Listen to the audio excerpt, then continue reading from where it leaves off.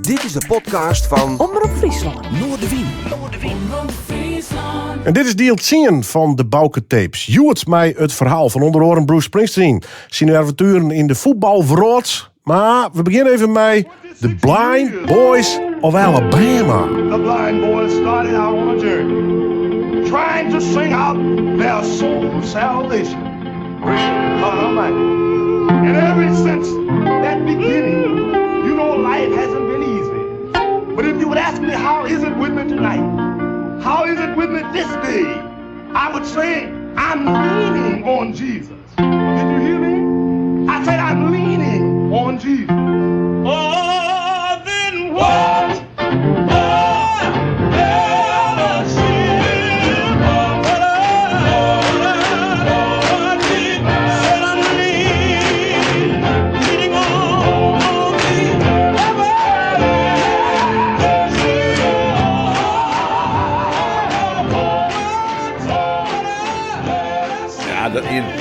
Ik was in San Francisco en bij Rosebud Agency. En Rosebud wie wat een moderne agency, natuurfreaks en een beetje spiritueel en zo. Maar ik kom met die lui en die jongens, het is dus mij een plezier om eens even een toertje te doen met de Blind Boys of Alabama. De Blind Boys of Alabama, dat wie een 4 man, 4 wie een hartstikke blind en de 5e die couchant. En, maar daar hebben we dus een tourmanager op, die begeleidde hun dus. Dat wie kregen een eend met zijn meesken, zo rond ze achter hem aan, want de hand op zijn schouder en dergelijke. Maar ik denk erom dat het dan allemachtigste goede groep was. Want dus, elke sjerke, elke schouder waar ze spelen, gingen ze meesken uit de boven. En die leider, Clarence Claridge, die is ik al lang overleden. Ik zei, Clarence, your voice is beautiful. Want ze vinden natuurlijk wel behoorlijk religieus en zo, jongens. Ziet meer gospelachtig toch? Ja, gospel en zo. En ik zei, why you don't go to the R&B and make a hit? Hij zei, Bouke, I tell you one time, I never work for the devil. Ja, dan ben je clear. Dus, Hoe wie is daar nou bij omgekomen? Nou, dus via die Rosebud en zo. Dus, en daar hebben we wel een keer of 3 of jouw tourneetjes met die. Het brak niet echt door, de Blind Boys of Alabama. Nee, dus een bepaald level hing in blur. Ja. Paradiso in Nederland. Dus dat het hier wel een status en zo. Maar op een gegeven moment ben we ermee stop, want ja, het leverde gewoon net volop. Nee. Maar wie wel artistiek wie het een geweldige groep, Blind Boys of Alabama.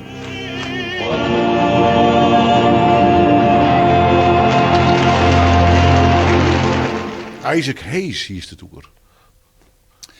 Ik heb diverse shows die vroeger in het casino in Estoril in Portugal. Elton John, Isaac Hayes, Ray Charles, Wilson Pickett. Wilson Pickett heeft een aardige tourneetjes met die. En Isaac Hayes, dat chef, dat thema van die film en zo. God, wat een goede show.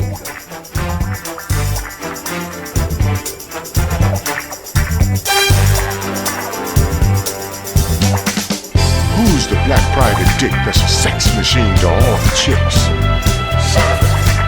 You're damn right.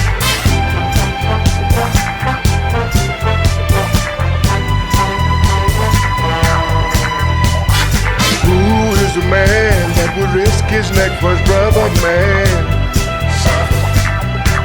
Can you dig it? Wat een fantastisch. Daar heb ik geen tournees, want de markt wie voor Isaac Hayes, ik maar in dat casino, ja, daar brutsen de meesten in de tent houden. Dat wie zo geweldig goed. Maar een echte toneel langs de zaal, dat zit er dan weer net in? Nee, daar wie het toch te, voor als je op tour ging was, en dan was zaal en schouwburgen vol draaien en grote hal, dan moest meer in de mars hebben. Dan moest vooral meer hits hand hebben. En dat hier die net, maar wie wil een geweldig iets. Hetzelfde met Bo Diddley. Bo Diddley is ik een legendarische naam, maar daar heb ik wel wat dingetjes met die hand. I got a mother on that rock, don't you see?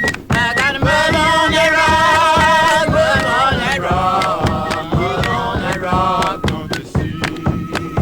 Yeah, father on that rock, don't you see?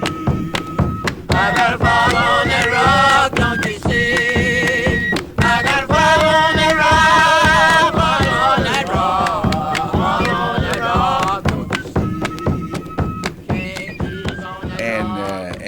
ik zei, die krijgt Wilson Pickett. Dat wie wel een verschrikking wie dat ik, die Wilson Pickett. Hij wie net zo erg als Chuck Berry. Maar Is het klauwen erop vol? Wilson Pickett wie ik listig. Take all that ribbon out your hair, girl. Shake it loose and let it fall. Lay it soft upon my skin. Just like the shadows on the wall. Come and lay down beside. Zwaar drugs en drank. En we hebben helemaal sober en dergelijke. Maar als hij dan op de bühne stond, maar die Billy Cobham en dat soort jongens, die maken echt een New York band. Oh jongen, daar kwam ze net weer bij. Ik heb bij Wilson Pickett, dus ik in dat casino, oudjes jongens, sting je daar plant. Toen is hij ongeveer 2 dagen onderwijs geweest. Overal delays en vertragingen en vluchten die net gingen en dergelijke. Nou, ik heb er nooit zoiets geks beleefd, maar een artiest, maar zijn band, die allemaal, nou, dat wie krijgt,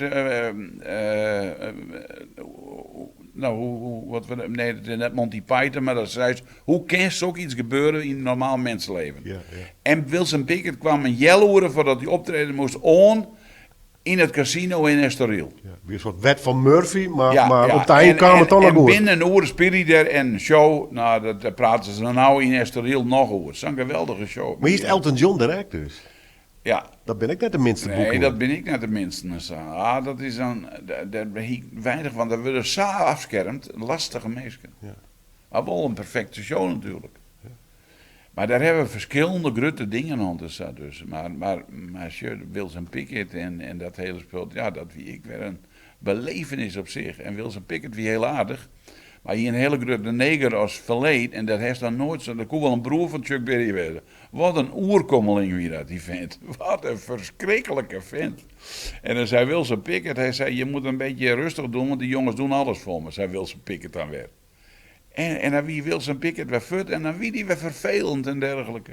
Even die had net toert, maar in Nederland is bijvoorbeeld QB wat zien komen, dat soort wereldjes, de Herman Broods van deze wereld. Ja, ik heb vroeger natuurlijk met Jan Venhuizen samen de QB in het business een hele tijd boekt, wist wel. En dat wie in de begintijden en zo, wat ik hier. Dus ik ken die hele cultuur en zo, Harry Musquet en Willy Middel en Elko Musquet is een moeilijk man, dacht ik of net? Ja, die Harry Musquet is een moeilijk man. Ik wie net met voor de doden niet zo goed. Het is nu een uniek figuur en dergelijke, maar ik heb het toch wel onder lijf ondervonden. En toen ergerde ik me al blauw aan dat Nederlandse amateuristische gedoe, wist je wel. Harry die soep altijd een fles jenever op en zo. En dan wie die in Jelloeren, wie er weer niks mee uit te brengen. Ik heb er net zo'n... Apple Knockers Clubhouse, it's where we live in. Such a good place for you and for me.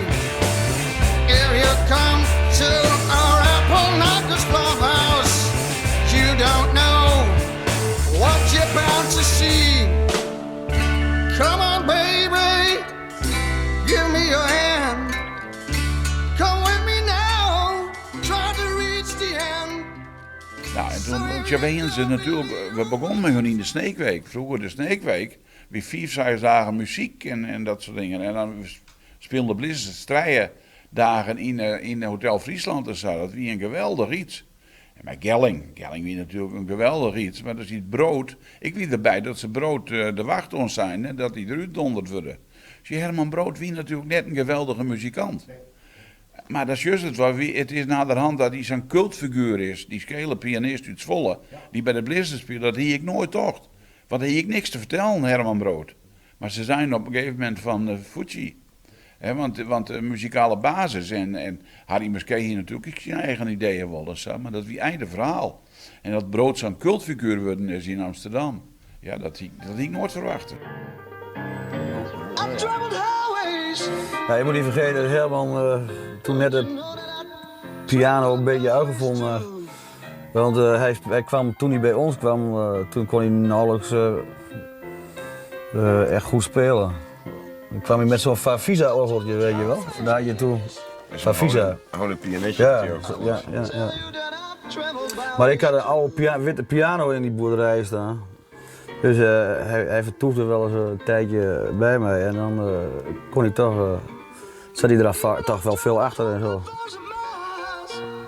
En het was wel handig als je dan een ideetje had, dan kon je direct wat doen. Vanuit de bed steeds zo achter de piano dus. Er was een jongen die zat bij mij in de klas en die kon de Boogie Woogie spelen. Dat werd mijn wens dat ik dat ook zou kunnen. Maar rock'n'roll is dus...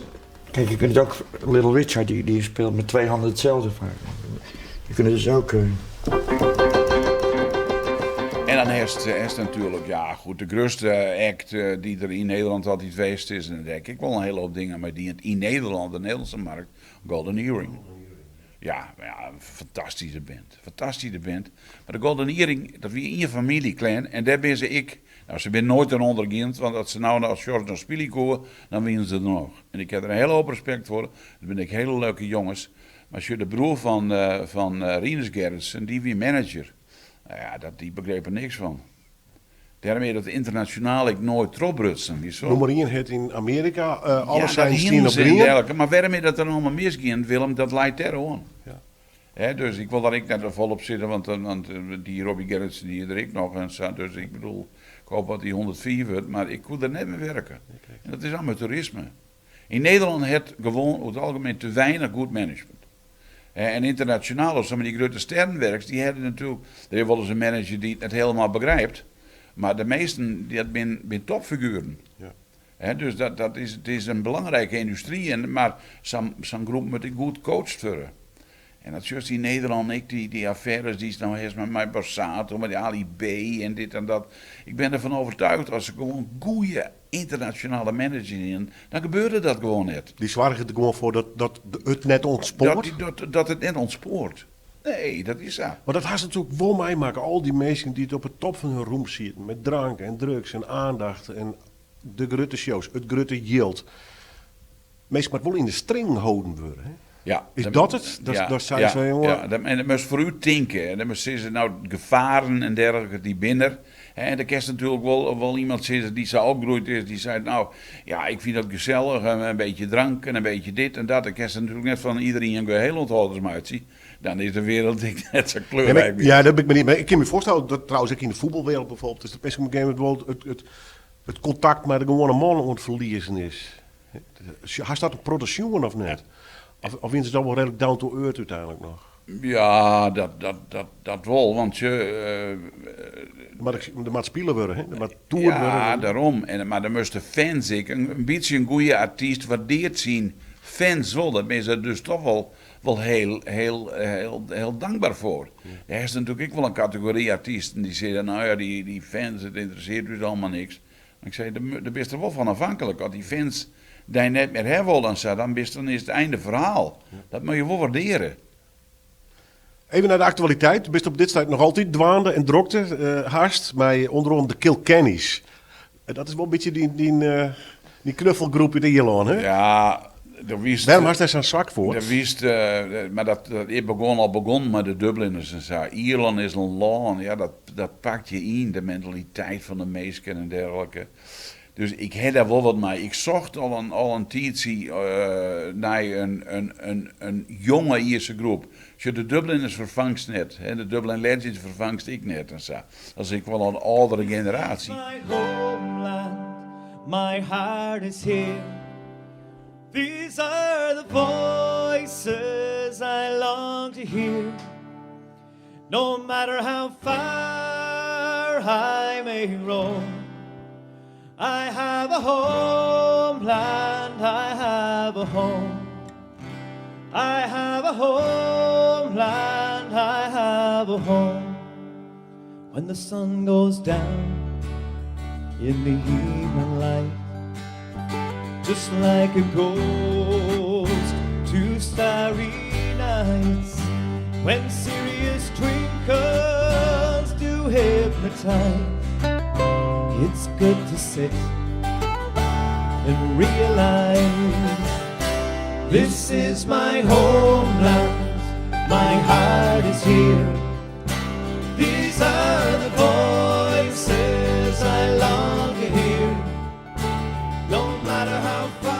de Kilkenny's, ik wie bij de begrafenis van Barney McKenna, ziet de manager van de Kilkenny's in het hotel bij mij. Zei, ik ga je net jeder waait totdat wij samen een deal hebben. Ik zei, nou wel jongen, dat wordt ik wat en zo.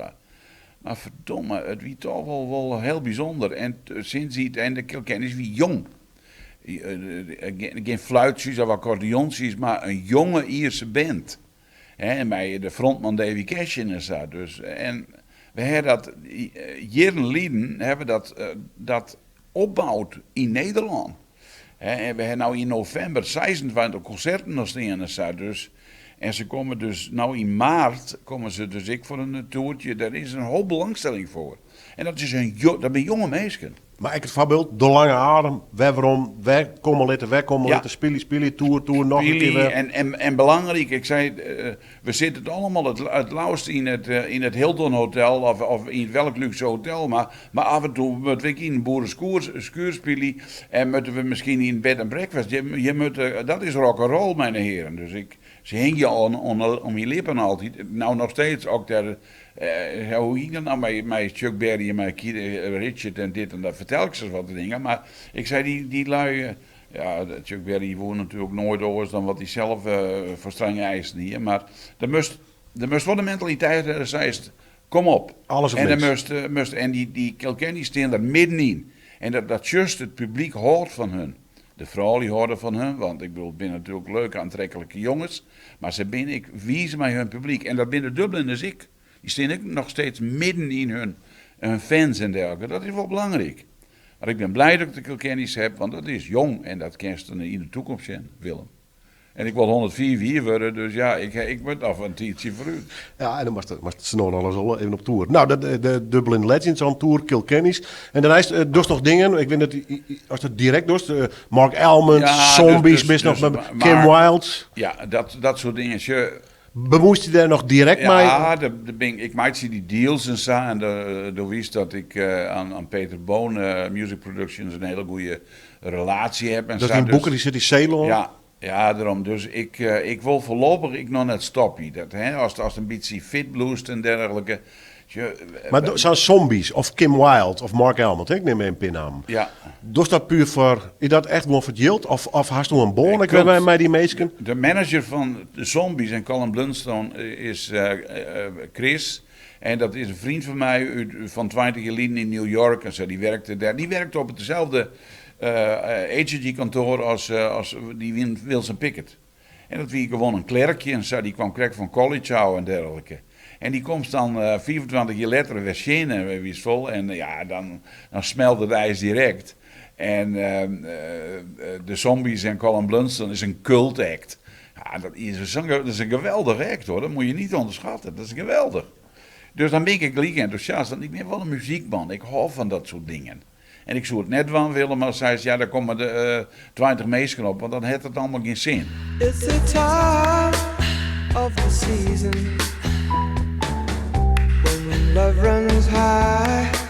In this time, give it to me easy and let me try with pleasured hands to take you in this time to promised lands, to show you everyone. It's the time of the season for loving. Maar ik bedoel, de eerste slag in deze coronatijd in het concertgebouw winnen 274 kaarten verkocht. Dus dan zit wel, maar staan echt op de goede wei. Ja. Kim Wilde, precies hetzelfde verhaal. En Kim Wilde, Kim Wilde, daar heb ik een zwak voor. Dat is een fantastische vrouw. En dan is het altijd mooi dat de mensen zeggen, ja, Kim Wilde, Kids in America. Dan denken ze dat het een worden trut is die maar een bandje wat speling geeft. En dan komt die Wilde-familie aan zetten, haar broer. Jij hebt een hele familie clan? Ja, en dan is de drummer van Paul McCartney, die zit erbij. Godverdorie, wat een show. Maar de show in november dit jaar in Neushoorn is uitverkocht. Maar maak je borst maar nat. Het is een geweldige rockshow. Ja. En die Kim is een echte, ze heeft haar bloemenprogramma voor de BBC. Ja, ze is gek op tuinieren. Ja, maar ik bedoel, ze is een gek op rock'n'roll. En hoe?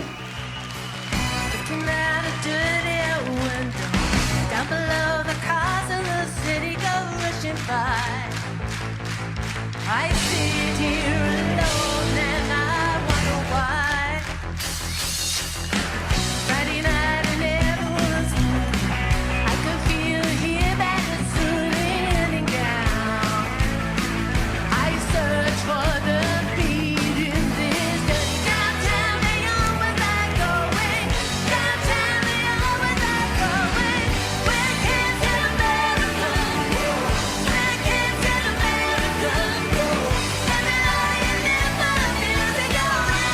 strak in het pak en leuk.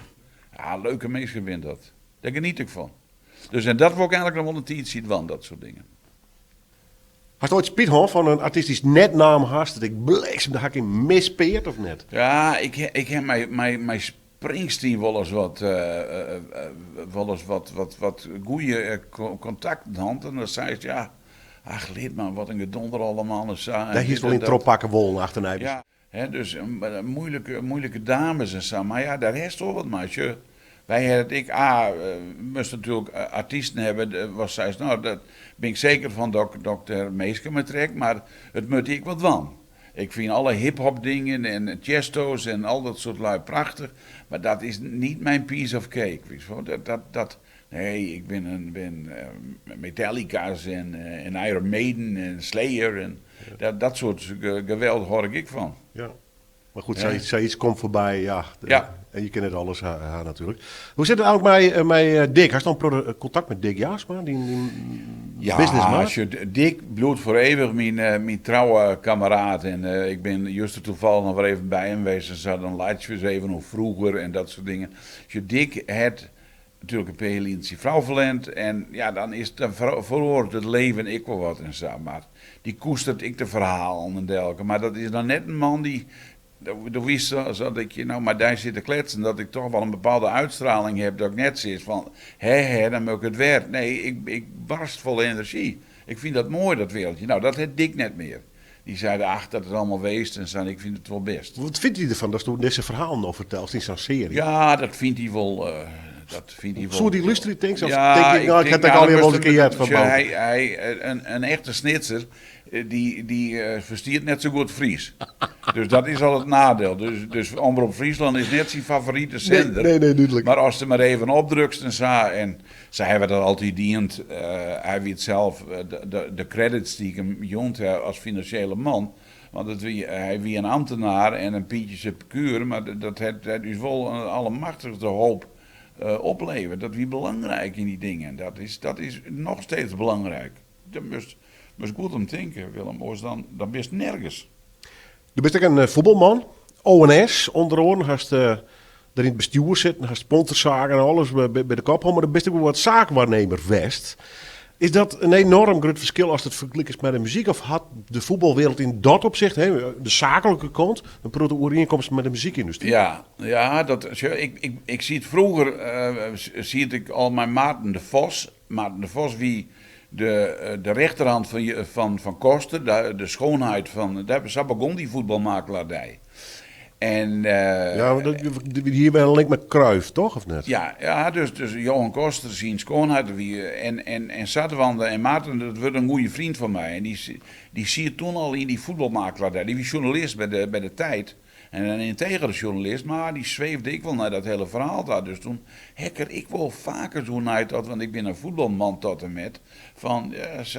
Maar dat stond toen allemaal in de beginskoen. Dat waren iedereen, het CNV en het FNV en iedereen er een hekel aan. Want die zeiden, ja, die nemen yield van die voetballers en dat soort dingen meer. Maar juist wat voor groot het industrie het worden is. Maar ik hou de krek nog wat meer van de muziek. En dergelijke. Maar het wat best wel zaak van Nimmer West vergoord? Nou, ik ken natuurlijk Sander van der Heijden was wat begeleiden. Ik heb wel eens wat oren dingen. Ik heb wel eens aanbiedingen gekregen van maar ik ben daar eigenlijk net op teruggeënt. Mijn Mino Raiola, die nou goed is voor 200 miljoen, hebben nou een gesprek gehad met Sander van der Heijden, met Sander zijn overleden Dikkie, een heel goede vriend van mij. Dus de Raiola volg ik dan ik wel eens en zou willen. En dan ik heb op die voetbalmakelaardij, dat is een oerharde business. Als de voetballers ons voorstellen, dan is het allemaal halleluja. Maar ik bedoel, als dan ik Raiola's just en zo, wat voor stommiteiten die er uithellen het, met Iataren, met Broby en dit en dat. Ja, in de muziekindustrie is het management volle professioneler. En dit is knoeiwerk in dat opzicht? Ja, dat is knoeiwerk. Ik vind als Raiola Broby naar Leipzig brengt en dan wist dat zijn jongen of een jongetje hier daar hartstikke ongelukkig is. Die versoept dus. Die versoept er, nou dat brengt dat moest het wel. Dus dan moest ik. Er zijn natuurlijk hele goede voetbalmakelaars. Het is geen, de muziek is, in uw wereld wel om geld en de voetballerij helemaal. Maar dan moest het wel goed van. Interessante wereld, de voetballerij. Hè? Dat is absoluut. Maar ik was toch steeds het grutte yield, hè, wat dat ook blijft. Ja. Ja, daarom. En daar heeft natuurlijk ik met voetbalmakelaars, dan heeft eer mijn ouders en zo, die mem van Broby, die werken in een school als keermaakster. En dan komt Riola, die zei, wil je maar Odelton hebben? En dan zou ik dat even een oormaatje maken. En zo begint dat, Willem. En dat verwerp ik, dat moest overslaan. Ja.